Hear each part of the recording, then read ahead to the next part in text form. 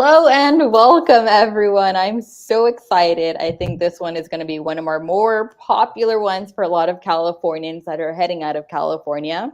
I would like to welcome my guest, Sal. How do you pronounce your last name? I always botch it. So you can pronounce it Cuellar.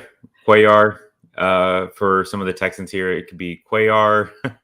But it's, yeah.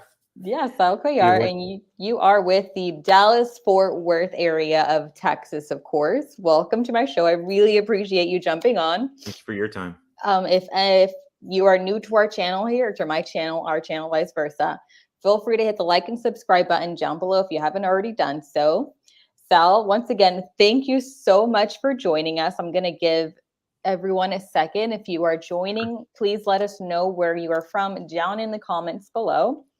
Sal, can you tell me a little bit more about yourself, where you're located, who are you with? Tell me a little bit more about yourself. So I live here in the DFW area. For a lot of people that don't know what DFW is, it's an abbreviation for Dallas-Fort Worth Metroplex. And I've heard a lot of people don't know what that is. Some people think it's an abbreviation for a single city, but it actually is an abbreviation for the whole 8 million people that live in this metroplex. It's a really big metroplex. It actually just lays flat, just so much land it takes over. So it's not probably like something you're used to, where California it's a lot more condensed. It's a big land area, and it's in North Texas. I'm originally from San Antonio, lived in Austin for about 10 years, relocated here about 3 years ago with my fiance, and we've been here ever since. Yeah, congratulations on the wedding, by the way. I've been following slowly on social media your guys' wedding, so congratulations. Thank you. It was like such an exciting time. The first year is always the best. Thank you for telling me that. Yeah, you'll get through it. And then for those Californians jumping on, like I said, let us know where you're from in the comment, wherever anyone jumping on. Let us know where you're from in the comments. And if you have any questions for me here in California or for Sal. Now, Sal, let me tell you a little bit more about the show. Please. I am located in Riverside County here in Southern California, and a little bit of history since the pandemic. We have LA to our north, Orange County to our west, and San Diego to our south. And here in Riverside County, once everything hit the fan, we had more people go, they didn't have to go to the office. So everyone started migrating to more affordable areas such as Riverside County. Okay. So what we saw a lot of is people that sold their little condo in these areas for like, I don't know, 900-ish, and buy affordable housing for about 5 to 6 to 8 in some areas. Wow. And so unfortunately, that is causing a lot of people here in Riverside County to get priced out. And so much like them, we are moving to more affordable areas. That, and also taking into consideration a lot of politics in California. Sure. People are now jumping states. And what my goal is for this series is to help Californians decide where to go next as far as state, or let's say they know they want to go to Texas, but they don't know what part of Texas. Some people don't understand truly how big Texas is. Before I started this, I feel like I didn't understand exactly how far you were from, I don't know, Austin and the rest of the Texas Triangle. That was completely new to me. So that's my goal of this series, is just to connect Californians with good agents and to help provide them with the team, to help them give them support to their next step and their next journey, to provide, of course, stability for their family. So that's kind of my overall goal here. So thank you so much for joining me again and giving them this education. I tell all my clients, education is what's going to give you the confidence to make your next decision. Yep. Whether if you see any of my YouTube channels, or my YouTube channel, my videos, I refer to myself more as a resource. So I don't like to be so much an agent. I want to be a resource for people. So even if you don't need an agent, but you just need somewhere to move because you just want to move North Dallas or South Dallas or Fort Worth, what would be better, but you're not ready to buy a home. Hey. So I like to be a resource for people. Exactly. I was showing your real estate channel. It kind of booted me out for a second, but for those that want to find out more about Sal and his real estate channel, you do have your YouTube, the Firefighter Realtor, where you highlight all of these neighborhoods, give updates. I have learned more about DFW through just going to your website, subscribing to you on TikTok. I'm jumping into TikTok. My 12-year-old's teaching me how to maneuver it.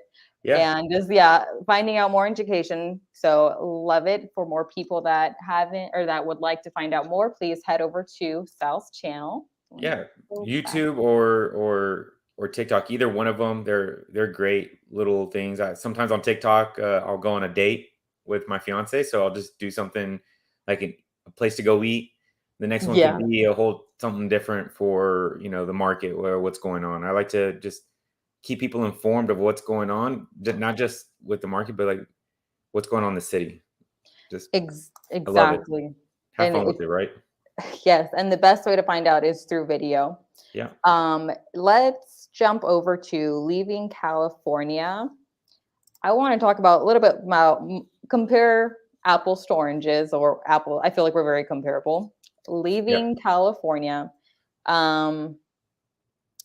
I feel like if someone is considering leaving California, like I said, research, and look at the market, look at what you're getting. Do you need to get a loan to move to DFW? Are you going to be able to afford it just off of the sale of your house? So research. Here in Riverside County, our average days on the market, let me actually share this. I have this ready. Our average days on the market is 20 days, and our average sales price is $823,270. And since this last jump in interest rates, I feel like people need to understand where they stand financially. The market is changing here in California. Houses are sitting. Over the past 2 years, they didn't even need to market it. People didn't need to look inside. They could sell it sight unseen, which is ridiculous. Waive all your contingencies. Now buyers they have some breathing room. They can negotiate the price, negotiate terms. So it's been a breath of fresh air. How many months have you seen that? Just this past month? Like just June or May as well? I would say mid-May after the last jump. Once it hit 5-ish, I feel like a lot of buyers had to take a step back and reconsider whether or not it was worth moving states or just moving houses in general. I feel like since those interest rates jumped, what is it looking like in your neck of the woods? So can I share my screen real quick? Yes, go right ahead. Something? Go right ahead. I'm going to share my screen and do this. Go ahead. You can allow it. All right. So this is from our MLS. This is just numbers that have come out every month. If you actually look at the median sales price, I mean, I don't really like the median sales price. You go to the average sales price, you can actually see where it's at right now. And this is just North Texas. This is not even all of Texas. And if you consider all of Texas, it would be just a little lower than that. But here's the crazy part. The month supply. That was month supply in February was 0.9% or 0.9 of a month. I'm sorry. Now you're looking at 1.5. That's still a jump. Still a strong seller's market. But for some reason, a lot of buyers are happy that this is happening. More houses are coming on the market. You're not having as many offers on houses, especially for one of my clients. They felt a lot more at ease that they knew that they weren't going to be battling against 20, 30 offers, more like 10 to 15, which is still a lot, right? But they felt more comfortable going into that offer. Exactly. And what I tell my clients as well is like, yes, you're going against less offers, but these offers are just as strong as yours. The only people left are those that have a little bit more skin in the game. They're able to offer more competitive. So I tell them, listen to your agent, hit hard first, because it's still competitive. Yes. With the market, what a lot of people don't understand is you need to have an inventory of at least with over 6 months for it to be a buyer's market, right. 6 months for it to be neutral. And we're still, for you, a little over 1 month, we're still in a very heavy seller's market.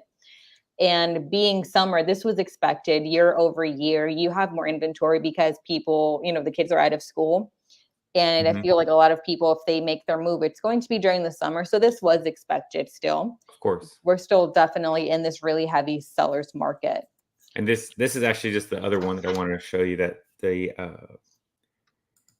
average days on the market right now, I mean, still low, you know? So I don't pretend to be able to evaluate every single little thing, but all I can say is that people are meeting buyers, or picking up, listing agents are starting to pick up their phone a little bit more, right? Yes, exactly. So, We're getting more feedback. I know, especially with myself, I've had a lot more agents reach out to me. If I reach out and let them know, hey, my client's interested, I will get a follow-up at least 3 times after that, every single day until they receive an offer or something, which is night and day compared to 6 months ago, to where they wouldn't even answer their phone. They were so yep. overwhelmed on the listing side, to where now we're actually working together and we can put together a deal and just move forward from there. It's a whole team effort, right? So like, there's no reason to pretend like one person or one side is better than the other, or you come at me with your best offer. We're looking for 2 different people's lives to be able to meet and join a goal, right? Yes, and exactly.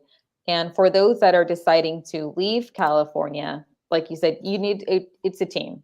So, for example, if I am selling on their side, they need to work with me and understand the process. In the state of California, when you sell your home, of course, you have to put your house on the market and get an offer accepted before you can submit offers, of course, contingent on the sale of your home. And then you're purchasing your next home while you're completing your appraisal, the inspection, and that buyer purchasing your home is completing their loan contingency. Right. So if we go through that in the California side, usually it's 17 days to complete all their contingencies. The state of California is very consumer based, so they are given that allotted time. They Right. don't have to pay. It's already kind of written into the contract unless otherwise negotiated. And it's generally a 30-day escrow to complete that sale side.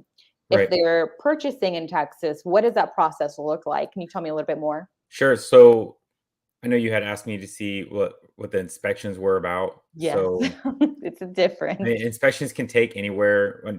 Okay, let's go back to, you want a normal market?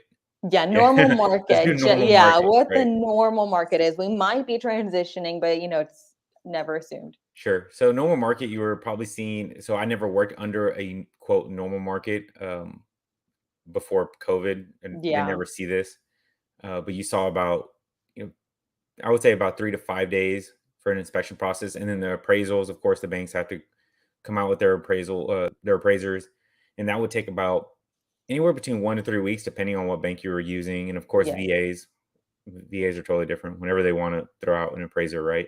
Yes. So, um, well, what question can I answer that's a little bit better than that? Man, there's so many Let's different. walk through the inspection, because I know in Texas it's a little bit different. It's not just given, correct? You have to either pay a certain rate or negotiate something else, Yeah, correct? those can be around $500. It depends. Of course, it depends on who you use and whatnot. I like to use a guy that, for my clients, are about 5 to 600. He's more on the more expensive end, but he's super thorough, and he's even come back to the clients and said, "Hey, this probably isn't the best place because of this, this, and this, and that." And I actually feel a lot more comfortable using him, even though he's a little bit more pricier. He's actually been doing this for a longer time. Um, it I always say pay for what you get, right? Yes, exactly. Yes. I know another question that you had asked me for the walkthrough for the closing of Yes. the escrow. Definitely a walkthrough before the closing of the escrow. Yes, some people will purchase, especially when they're purchasing at a stage of sight of scene, and then they show up after essentially closing and recording, and they're like, "What is this?" How does that work when you have someone from out of state? Do you prefer them being in person, or do you recommend them doing a video, or what do you recommend? Yeah, so my team has actually worked a lot with those. I personally haven't worked with so many that have come in from out of state. I've been working with a lot of local people, but my team, what they do is actually they do a lot of tours, like video tours, but they don't try to take it just from their phone. They try to take it from a lot more professional camera. That way they can get every single color that's there. Yeah. That's just the way we do it. And it's been working for us because it prevents a client from being unhappy once they get here. Yes, exactly. And do you guys drive the neighborhoods? Kind of give, or do you send them like one of your videos, for example, that highlights a neighborhood? Yeah. So when people usually come here or they're headed over here, they're usually headed over here, come from out of state for a certain job. And those jobs are centrally located within those cities. So like Plano has a lot of Fortune 500 companies. So I don't know if you've ever heard of Plano. It's north of Dallas. Has a lot of Fortune 500 companies that if you knew you were coming to Plano, you knew you were coming to a nice area. Yeah. Frisco, same way. Frisco, if you knew you were coming to Frisco, you know you're coming to a nice area. I don't think need to know so much what's in the city, but each city has its own culture. I mean, this metroplex is so big, like it's hard to explain. It's like saying, "Hey, you're moving to Riverside." Okay, cool. I know what I'm getting in Riverside, and it's like it's like Frisco itself is just its own entity. Yeah. You know what you're getting. But if you move to, let's say, Weatherford, which I don't know if you've ever heard of it. It's west of Dallas, or west of actually Fort Worth. Okay. It's a rural community, but it's growing up. There's a lot of ranches. There's a lot of cattle out there. Yeah. But it's like I said, you know what you're getting into if you move to Weatherford. Gotcha. Nice. Can you walk me? So, do you have anything else like neighborhood wise other than those that you would like to mention? Kind of give me an example of the different neighborhoods other than those, Yeah. or do you feel like, yeah, Yeah, definitely. So let's say you like sports, right? So yeah, you definitely want to move to Arlington.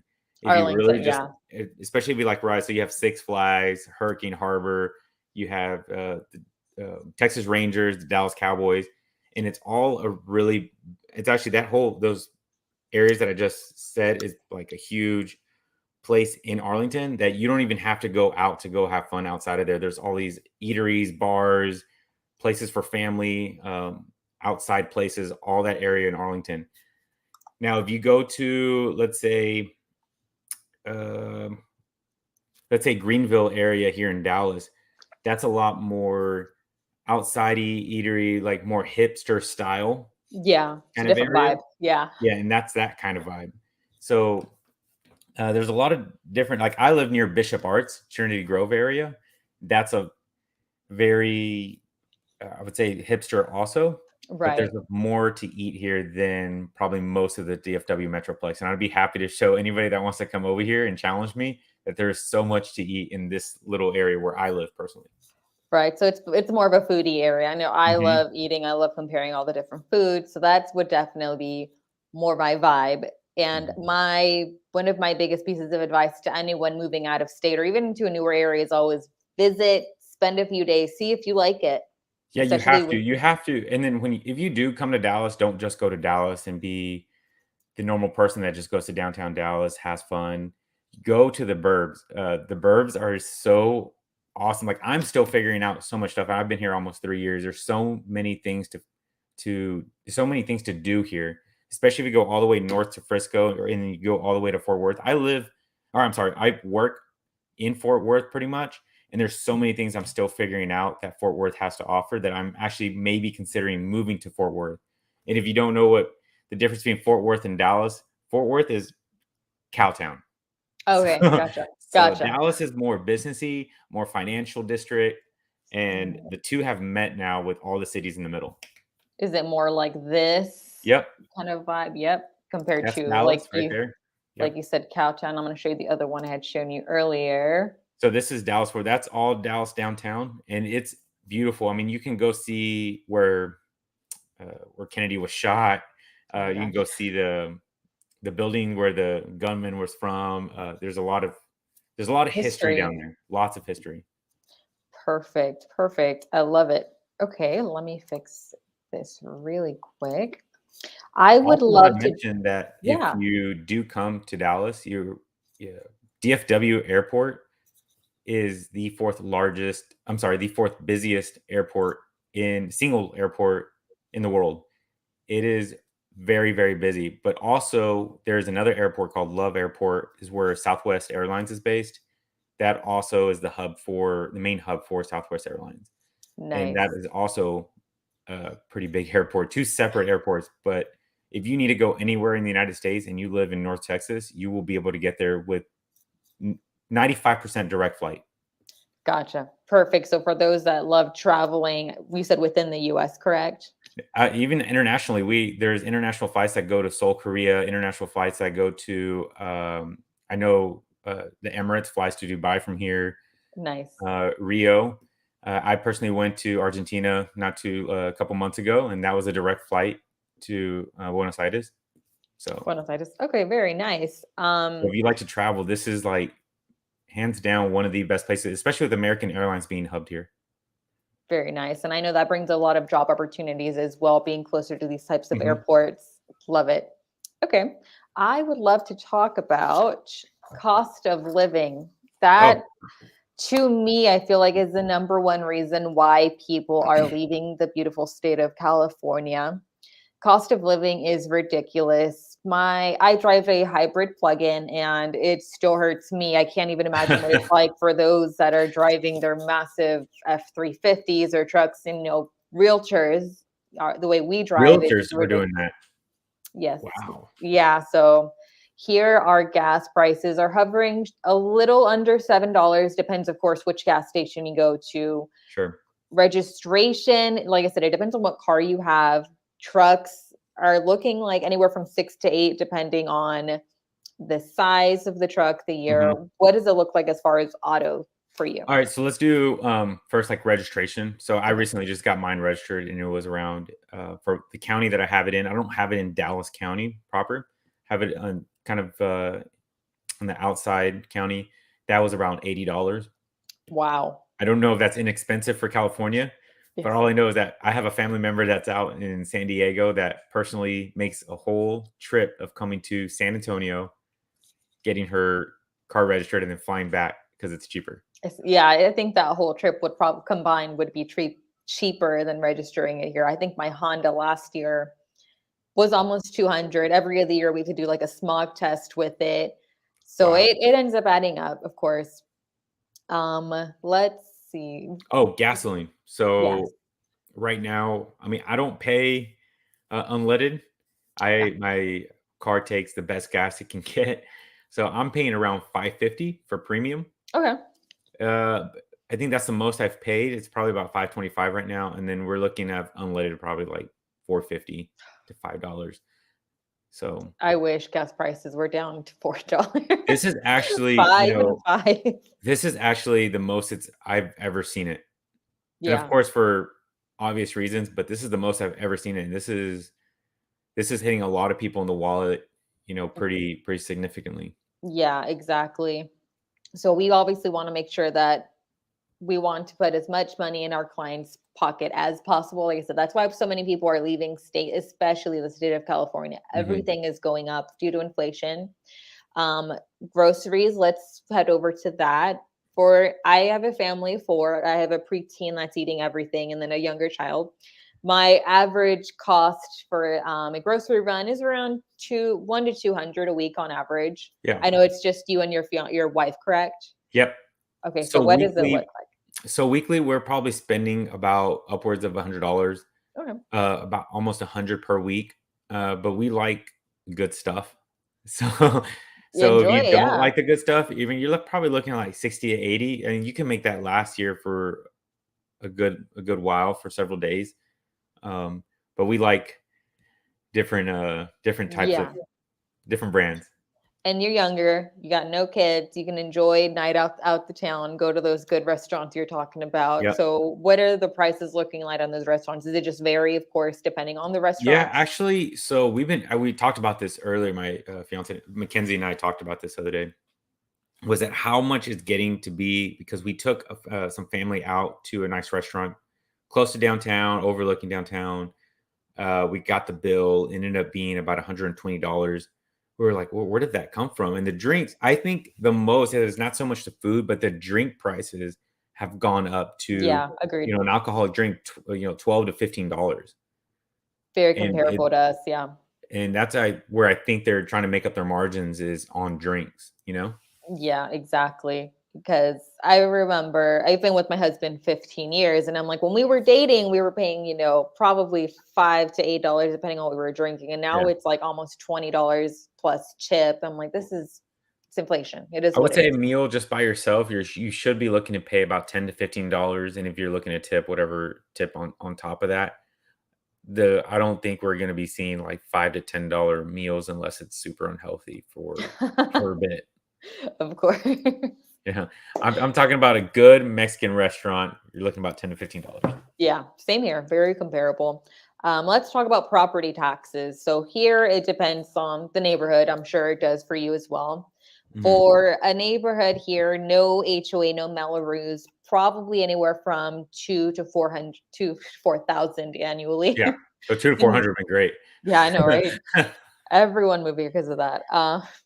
The newer neighborhoods after property taxes, Melrose, you're looking around 8 to Mhm. 10,000 a year. So it just depends on the area, the location, of course, HOA on top of it, it can Yep. vary. I've seen HOAs as low as 40. I've seen them go up to 3,000. So it just Yes. depends on where you're at. Yeah, What is it like HOAs us for here, you? there's a lot of HOAs here in places that I didn't think that would have HOAs.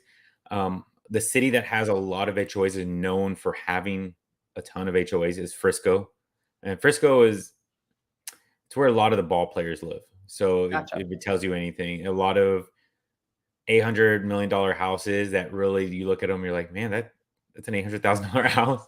You're But looking at the but it LA of the but it's the LA of that place you region. live. It's the quality of uh what you get there. It's always clean, super clean, really, really nice city. But it's all connected. So you can't really tell when you get into that in Frisco. When you get into Frisco, you're like, man, this is a nice area. It's actually where they also have the Ford Stadium there where the MLS players play, all that good Yeah. stuff. Um, but so property taxes here, I know mine went up 16 to 17% this year. Wow. Yeah, it was a good little jump, and that's Dallas County. Now, if you guys are looking to go to Tarrant County is Fort Worth. That's the like South Lake, Colleyville, uh, Northwestern Hills, those cities. If you ever look on a map, I just Yeah. mentioned this. That's Tarrant County. Tarrant County is known for having high property taxes. I'm not sure on 100% on everything about those cities, but I work in those cities and I just talk to a lot of people that live in those cities and they say they pay a lot of property tax.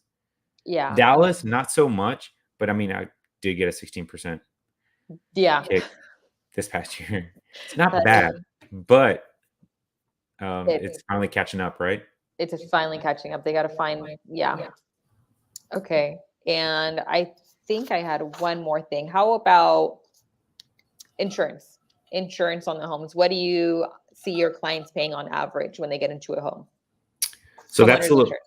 yeah. So that's a little bit of variable. I don't know. I Yeah. mean, how much are you guys paying out in It California? varies. So I've seen some people pay around 1,000 to 2,000 annually. So it just depends on how much they want to include, of course, in their policy. Yeah, we're keeping it under 1,000. Okay. Oh, So yeah, it's yeah. very Now it comparable. all depends on. I want to say that, but it all depends on obviously your insurance company. But I know our insurance, what we got in our deal was a little higher than normal. Right. So I mean, we just roll that into the mortgage.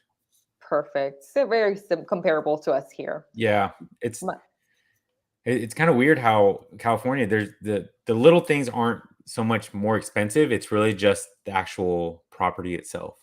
Yes, exactly. It's the house itself. And I agree. And property, it's jumped, especially here in Riverside County. There is one city, Hemet, that I started tracking at the beginning of my career where before COVID, they were around 280, the average sales price of a home. Now they're selling for 500. So it was like Wow. just in the blink of an eye, I'm looking at my numbers and things pop up on my memories on like Facebook or something. And I'm like, that's really what we were paying 24 Mhm. months ago. So the amount of homeowners, their equity, of course, shot up. So it has just been a roller coaster these past 2 years. Talking about, I know property prices. If you want to look at, I have something Yeah, go share and right pull up ahead. for you guys.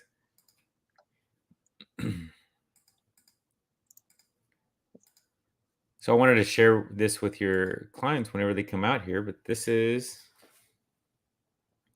this is the housing report that literally just came out last week for May of 2022. I just did a Dallas market update with this, and as you can see, the month of inventory for Texas is 1.5. Closed sales minus 1.8. And if you just go to Dallas County, this is where closed sales minus 5%. Yeah. I love looking at the analytics. Yeah. Month of inventory 1.1. And if you, this is where Collin County is where all, like, that's McKinney, Frisco, Plano, Prosper, the houses that are very affluent, I would say. You're seeing closed sales of minus 11.2 right now. This month of inventory was 0.9 last month. I did a video on that also, and now has increased to 1.2. So is this market slowing down? I mean, it's slowing down. I wouldn't say it's. I tell everyone, it's like being in a car. Your foot is off of the gas. You're not going to crash. It's just going to slowly start slowing down. We're not heading toward, the car's not crashing. We have this under control. But if you go out to Tarrant County, which is Fort Worth, you see a lot of more prices that are a lot in your area, because 35% of the houses that are there are between these prices right here. Tarrant County is a great place. You're just going to pay a lot in property taxes. Right. And that's something to keep in mind. And I tell all my clients, like, if you know you're going to move, whether it be today, 6 months, 1 year, start doing your research. And I'm going to jump into the next topic, which is how to start the process. How soon would you recommend a client reach out to you in advance if they're thinking about moving into your general area? How soon do you think is a good ballpark for them to start looking? What I'm starting to see is, especially with a new person that I have never met, right? And I need to know what they like. I like to start sending them houses and just sending them just random things. I like, hey, do you like this? Do you like that? I actually have a PDF that I send my clients so they can send it back to me and tell me what they like, whether garage is important to them, how many rooms is important to them. That way I can send it to them. And I like about 3 to 4 months worth of getting to know them. Like, hey, I'm going to move to Texas in 2 months. I need a house in about a month from there. I want to be able to serve that client and not just sell them a house and then maybe, down the road they regret buying that house. I want to make sure that they get something that they worked hard for in life. Exactly. And I like that 3 to 4 months I have seen with, it has worked. Exactly. And even I feel like that timeline would work perfectly with selling your house. People can just sign and sell it within the day or two, especially when they're moving out of state. 3 to 4 months, I feel like, is the sweet spot in case we need to put their house on the market. It needs a little bit of work. It needs a little bit of paint. They might need a rent back or room to negotiate, especially buying that next house, looking, maybe spending a week out there. So I feel like that's good. Yeah. I know the days on the market is around, 7 to 9. And I do understand that, but I want to be able to execute on a house that you guys, they like right when that time is, I don't want to be 2 weeks out just meeting them and then all of a sudden just executing on a house 7 to 9 days on the market. It just doesn't, I don't feel comfortable doing that with a client. I don't want to put them in that position, and I don't want to put them in a position to have to waive inspections. I don't like that. Exactly. And they need to have the confidence, and they need not to rush into this decision, into any decision, of course. And the last thing we want is for them to waive their inspection and then find out there's structural damage or something down the road. Definitely give them enough time to expect the unexpected. Yeah, I want them to come to Texas and actually like where they live, because it's an amazing state. Yes, exactly. And so I share with a lot of my clients, especially moving out of state, learn the area, but not only that, learn the weather. So I know someone that moved to Texas. I know, bring it up. I know someone that moved to Texas a couple years ago. They moved to Texas in the middle of, I guess, hurricane season. So when they arrived, they had a baby. They arrived. There was no electricity. Everything was wet. So they were like 1 week without basic utilities. Can you explain the weather to me? And do you have any recommendations as far as when is the best season to move, everything across to Texas? Okay, so let's get on with Yeah. there's a lot to unpack there. So first off, there's 2 seasons in Texas. There's hot and hotter. Okay. That's Just it. like us. Yeah. Yeah, it's just hot and hotter. There's no like there. We did have a snowstorm last year, a year and a half ago. Yes, Yeah. but that was very random. But yeah, hot and hotter, and that's all there is. Now, if you go to the panhandle of Texas, where land is a lot more flat, you're exposed to a lot more tornadoes than you are, let's say, Dallas, Right. Austin, or San Antonio. Now, if you're in Houston, you're going to be open to a lot more hurricanes, right? Right. San Antonio, a little bit because it's in a floodplain zone. A lot of the parts of that city. Um, but let's see, you're in hurricane season now. Your hail season usually is around October, November. That's when a lot of hail comes through, a lot of that different Right. turbulent weather. North Texas, though, is known for hail and tornadoes, but not tornadoes like they see in the plains of Texas, in the Panhandle. Right. Right. So when would you recommend someone move there? If if it's solely based on weather, when would you So recommend? based on weather, would be a couple months ago or a month after September. Okay, so that's October, kind of the November sweet spot. is probably the best. If you Gotcha. move during August, September, just if you don't mind sweating, then it's fine.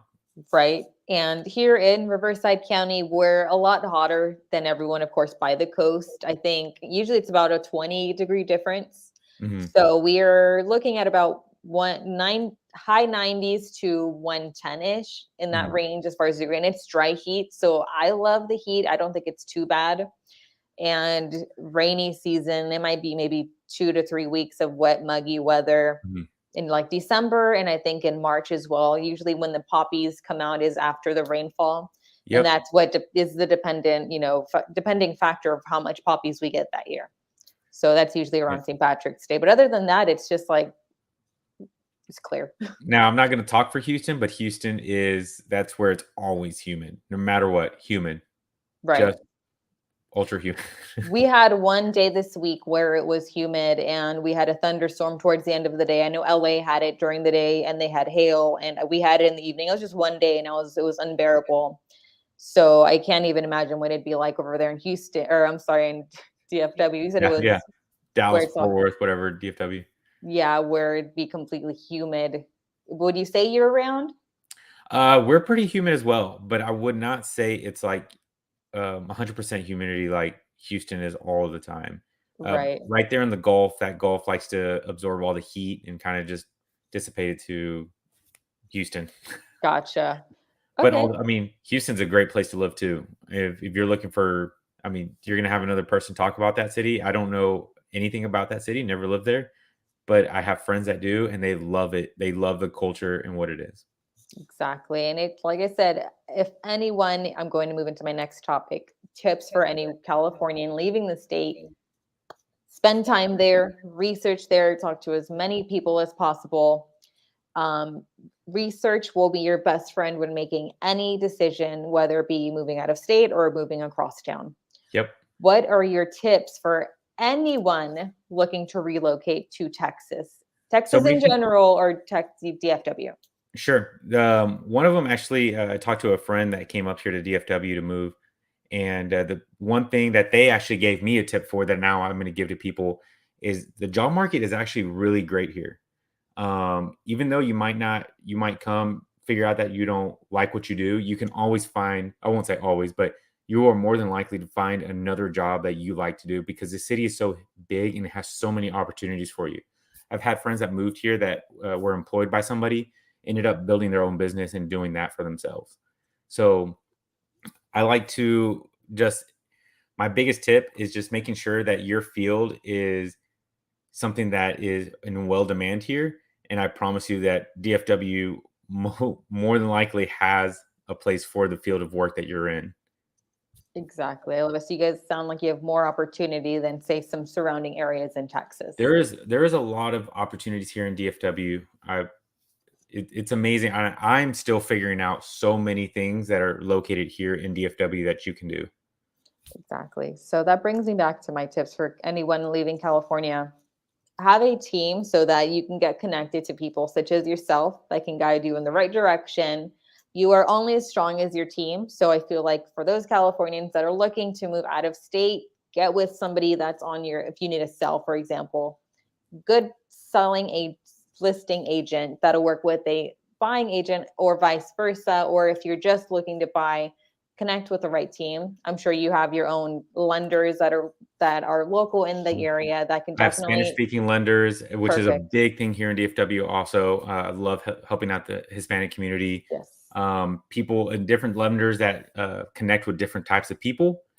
And then I also have, I'll be honest, I work with different agents that, like, you know what, if there's somebody that needs a land agent, I don't know a whole bunch about land because I do a lot. I'm cutting my teeth on residential and making Yeah. sure that I know my residential.